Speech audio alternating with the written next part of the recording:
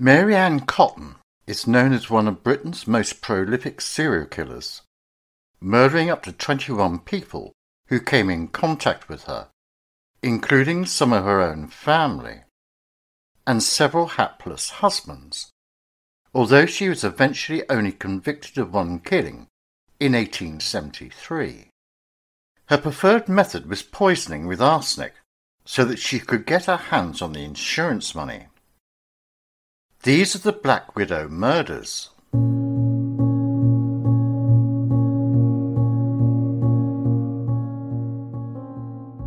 She was born on the 31st of October 1832 at Low Moorsley in County Durham. Her father was a colliery worker. Her sister Margaret was born in 1834, but only lived a few months, and she had a brother called Robert who was born a year later. When Mary Ann was 8, her parents moved the family to the County Durham village of Merton. When she was at school, she was described as most exemplary and regular attender, a girl of innocent disposition and average intelligence, distinguished for her particularly clean and tidy appearance.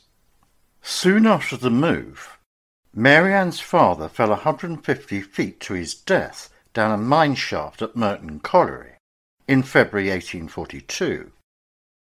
His body was delivered to her mother in a sack, bearing the stamp, "Property of the South Hetton Coal Company." As the miner's cottage they lived in was tied to the job, the widow and children would have been evicted. In 1843, her mother married George Stott, who was also a miner. At the age of 16, Mary Ann left home to become a nurse at the nearby village of South Hetton, in the home of Edward Potter, a manager at Merton Colliery. After all of the children had been sent to boarding school in Darlington over the next 3 years, she returned to her stepfather's home and trained as a dressmaker. In 1852, the now 20-year-old Mary Ann married colliery labourer husband number 1, William Mowbray, at Newcastle Registry Office, and they both relocated to southwest England soon after. During her trial, there were reports of 4 or 5 of their children dying young while they were living away from County Durham. None of these deaths are registered, as although registration was compulsory at the time, the law was not enforced until 1874. The only birth recorded was that of their daughter Margaret Jane, born in 1856. William and Mary Ann eventually moved back to northeast England, where he worked as a colliery foreman. A daughter, Isabella, was born in 1858, but Margaret Jane died the following year. Another daughter, also named Margaret Jane, was born in 1861, and a son, John, was born in 1863, but he died the next year from gastric fever. Mary Ann's husband, William, died of an intestinal disorder in January 1865. Both he and their children were insured by the British and Prudential Insurance Office, and Mary Ann collected a payment of £35 on Mowbray's death, equivalent to about half a year's wages at the time, and £2.05 for John. Soon after Mowbray's death, Mary Ann moved to Seaham Harbour in County Durham, where she struck up a relationship with Joseph Nattrass. During this time, her 3-year-old daughter, the second Margaret Jane, died of typhus, leaving her with 1 child still alive, of up to 9 she had given birth to. She returned to Sunderland and acquired a job as a nurse at Sunderland Infirmary. She sent her surviving child, Isabella, to live with her mother. One of her patients at the hospital was engineer George Ward. They got married at St. Peter's Church, Monk's Wearmouth, on the 28th of August 1865, with Ward becoming husband number 2. He continued to suffer ill health and died on the 20th of October 1866 after a long illness characterized by paralysis and intestinal problems. The cause of death recorded on his death certificate was a combination of cholera and typhoid. The doctor concerned later gave evidence that Ward had been very ill, but he had been surprised that his death was so sudden. Once again, Mary Ann collected insurance money in respect of her husband's death. James Robinson was a shipwright in Sunderland, whose wife Hannah had recently died. He hired Mary Ann as a housekeeper in November 1866.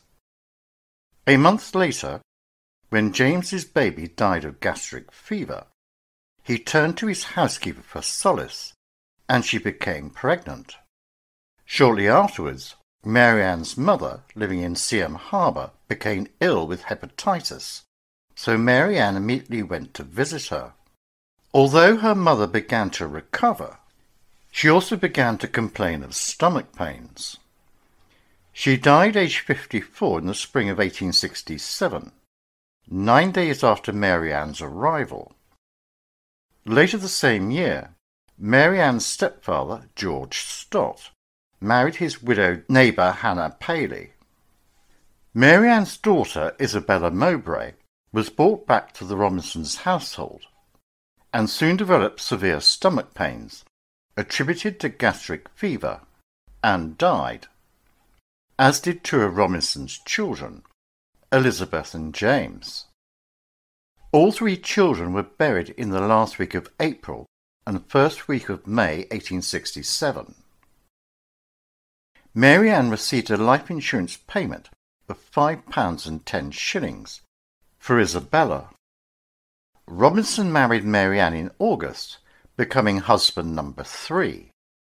Their first child, Margaret, was born that November, but she became ill and died in February. Their second child, George, was born in June the next year. Robinson had become suspicious of his wife's insistence that he insure his life, and he discovered that she had run up debts of £60 behind his back, and had also stolen more than £50 that she had been expected to put in the bank. He found out that Mary Ann had been forcing his older children to pawn household valuables. As a consequence, he threw her out, retaining custody of their son George. This ultimately could have saved his life. Mary Ann was now in desperate straits and living on the streets, until an acquaintance called Margaret Cotton introduced her to her brother Frederick, a pitman and recent widower living in Woolbottle in Northumberland, who had lost 2 of his 4 children. Margaret had acted as a substitute mother for Frederick Jr. and Charles, but in late March 1870 she died from an undetermined stomach ailment put down to gastric fever, leaving Mary Ann to console the grieving Frederick Sr. It was not long before she became pregnant for the 12th time. Cotton and Mary Ann, who was technically still married to Robinson, were bigamously married on the 17th of September 1870 in Newcastle, being Mary Ann's 4th husband, and their son Robert was born early the following year. Around this time, she learned that her former lover, Joseph Nattrass, was living 30 miles away in the County Durham village of West Auckland, and was no longer married. She rekindled the romance and persuaded her new family to move near him. Cotton died in December of that year from gastric fever. Insurance had been taken out on his life, at the insistence of Mary Ann, together with both of his sons. After Frederick's death, Nattrass soon became Mary Ann's lodger. She got a position as a nurse to a customs and excise officer called Richard Mann, who was recovering from smallpox. It was not long before they became lovers, and Mary Ann became pregnant with her 13th child. Mann was obviously being set up as husband number 5. Frederick Jr. died in March 1872, and Robert, his brother, very soon afterwards. Nattrass also became ill with gastric fever and died just after revising his will in Mary Ann's favour. The insurance policy she had taken out on the still-living Charles's life still awaited collection. Things began to unravel for Mary Ann, and her downfall came when a parish official, Thomas Riley, asked her to help nurse a woman who was ill with smallpox. She complained that the last surviving cotton boy, Charles, was preventing her doing this as he was still in her care, and asked Riley if he could be committed to the workhouse. Riley, who also served as assistant coroner, said she needed to accompany him there. Mary Ann told Riley that the boy was sickly, and added chillingly, "I won't be troubled long. He'll go like all the rest of the Cottons." 5 days later, she announced to Riley that the boy had died, which aroused his suspicions, and he went to the local police and persuaded the doctor to delay issuing a death certificate until the circumstances could be investigated. Mary Ann's first visit after Charles's death was not to the doctor, but the insurance company office. She was informed that no money would be paid out until a death certificate had been issued. An inquest was held, and the jury returned a verdict of natural causes. Mary Ann claimed to have used arrowroot to relieve his illness, and said Riley had made accusations against her because she had rejected his advances. Then the local newspapers latched onto the story and discovered Mary Ann had moved around northern England and lost 3 husbands, a lover, a friend, her mother, and 11 children, all of whom had died of stomach fevers. Too much of a coincidence. Inevitably, rumour turned to suspicion, and a detailed scientific investigation. Dr. William Kilburn, who had attended Charles, had kept some samples, and tests on these showed that they contained large quantities of arsenic. He contacted the police, who promptly arrested Mary Ann, as well as arranging the exhumation of Charles's body. The police also exhumed the body of Cotton's lover, Joseph Nattrass, who died shortly before her stepson, and they found unmistakable symptoms of poison. After the results of the autopsy of the child came to light, Mary Ann was charged with having poisoned her stepson, aged 8. A newspaper from the time is quoted as saying that the prisoner, who is comparatively a young woman, has had 3 husbands and 15 children, and that they, as well as 2 lodgers, died under her roof. The trial was delayed until after the birth in Durham Prison in January 1873 of her 13th and final child, whom she named Margaret Manning Cotton. It finally commenced at Durham Assizes on the 5th of March. A delay was caused by a problem in the selection of the prosecution counsel. A Mr. Aspinall was first considered, but the Attorney General, Sir John Coleridge, whose decision it was, chose his friend and protégé Charles Russell. The Cotton case was the first of several famous poisoning trials he would be involved in during his career. The prosecution laid out the evidence that Charles Cotton died of gastric fever due to his stepmother's poisoned tea. The defence in the case was handled by Thomas Foster, who argued that Charles had died from inhaling arsenic used as a dye in the green wallpaper of the Cotton home. The doctor testified that there was no other powder on the same shelf in the chemist's shop, apart from arsenic, although the chemist himself claimed that there were others. It was argued that it was possible that the chemist had mistakenly used arsenic instead of bismuth, which was used to treat diarrhea, when preparing a bottle for Cotton, because he had been distracted by talking to other people. The jury retired for 90 minutes to deliberate, before returning a guilty verdict. Mary Ann was shrewd with her crimes. She cleverly used arsenic, which mimicked the symptoms of gastric fever. Before the 1830s, arsenic poisoning was largely undetectable, until chemist James Marsh developed a test to detect it. This type of poisoning was a common occurrence in the Victorian era, where people came into contact with it on a daily basis. Children's toys, for instance, and wallpaper contained arsenic.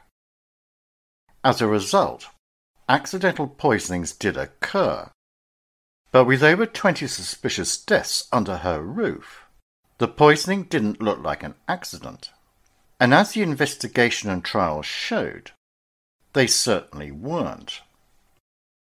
All told, Mary Ann Cotton killed around 21 people, including 11 of her own children.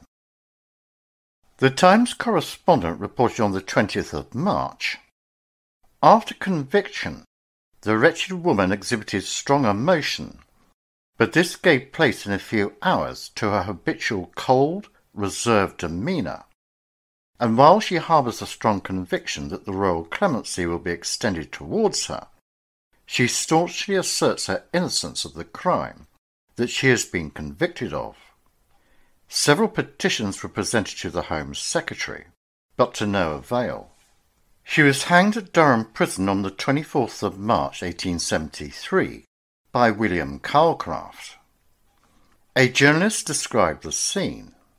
Mrs. Cotton, who scowled fiercely and with an air of defiance at the crowd, and who muttered constantly but indistinctly, took her place upon the drop with remarkable composure. Then the wretched woman was launched into eternity. Things didn't quite go according to plan, as she died not from her neck breaking, but by strangulation, caused by the rope being rigged too short, possibly deliberately. Of Mary Ann's 13 children, only 2 survived her: Margaret and her son George, from her marriage to James Robinson.